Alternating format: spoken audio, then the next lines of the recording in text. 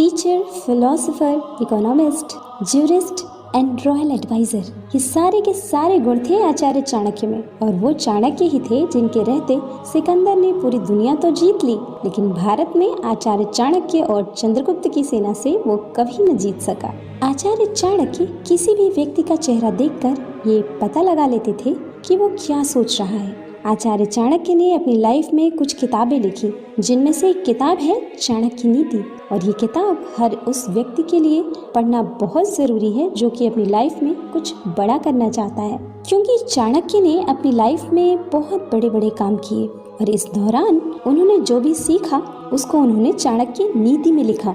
इसलिए किसी भी व्यक्ति के लिए जो कि सक्सेसफुल होना चाहता है, ये किताब पढ़ना बहुत ही ज़्यादा ज़रूरी है। और क्योंकि आजकल लोगों के पास बुक्स पढ़ने का टाइम नहीं होता, इसलिए हम चाणक्य नीति की ऑडियो बुक फॉर्म में आपके सामने प्रेजेंट कर रहे हैं। तो सुनिए और सीखिए। चाणक्य नीति चैप्टर 1। तीनों लोकों के स्वामी सर्वशक्तिमान भगवान विष्णु को नमन करते हुए मैं एक राज्य के लिए नीति के सिद्धांतों को कहता हूँ। मैं यह सूत्र अनेक शास्त्रों का आधार लेकर कह रहा हूँ। जो व्यक्ति शास्त्रों के सूत्रों का अभ्यास करके ज्ञान ग्रहण करेगा, उसे अत्यंत वैभवशाली कर्तव्य के सिद्धांत ज्ञात होंगे।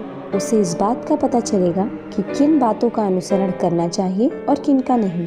उसे अच्छाई और बुराई का भी ज्ञात होगा और अंततः उसे सर्वोत्तम का भी ज्ञान होगा। इसलिए लोगों का भला करने के लिए मैं उन बातों को कहूँगा जिनसे लोग सभी चीजों को सही परिप्रेक्ष्य में देखेंगे।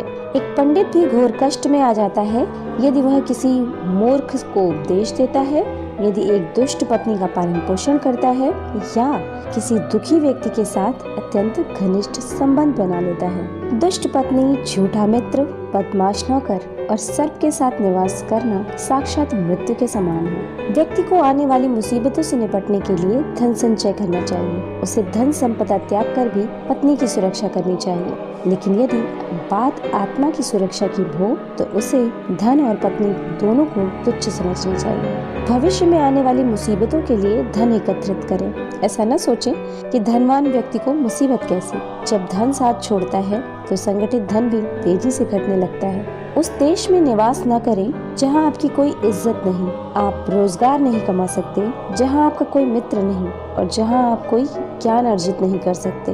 ऐसी जगह पर एक दिन भी निवास न करें जहां निम्नलिखित 5 चीजें न हो। एक धनवान व्यक्ति, एक ब्राह्मण जो वैदिक शास्त्रों में निपुण हो, एक राजा, एक नदी और एक चिकित्सक।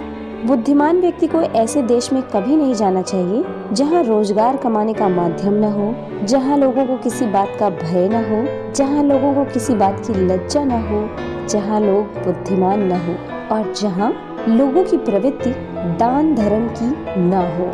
नौकर की परीक्षा तब करें जब वो कर्तव्य का पालन न कर रहा हो। रिश्तेदार की परीक्षा तब करें जब आप मुसीबत में घिरे हों। मित्र की परीक्षा विपरीत परिस्थितियों में करें और जब आपका वक्त अच्छा न चल रहा हो तब अपनी पत्नी की परीक्षा करें। अच्छा मित्र वही है जो हमें निम्नलिखित परिस्थितियों में नहीं त्यागे। आवश्यकता पड़ने पर, किसी दुर्घटना में पड़ने पर, जब अकाल पड़ा हो, जब युद्ध चल रहा हो, जब हमें राजा के दरबार में जाना पड़े और जब हमें शमशान घाट जाना पड़े। जो व्यक्ति किसी नाशवंत चीज के लिए कभी नाश नहीं होने वाली चीज को छोड़ देता है तो उसके हाथ से अविनाशी वस्तु तो चली जाती ही है और उसके साथ इसमें कोई संदेह नहीं कि नाशवान वस्तु को भी वो खो देता है। एक बुद्धिमान व्यक्ति को किसी इज्जतदार घर की अविवाहित कन्या के वयंग होने के बावजूद भी उस कन्या से विवाह करना चाहिए। उसे किसी हीन घर की अत्यंत सुंदर स्त्री से विवाह नहीं करना चाहिए। शादी विवाह हमेशा बराबरी के घरों में उचित होता है। इन 4 पर कभी विश्वास न करें। नदियाँ, जिन व्यक्तियों के पास अस्त्र शस्त्र हो, नाखून और सींग वाले पशु, राजघरानों के लोगों पर अगर हो सके तो विष से भी अमृत निकाल लें।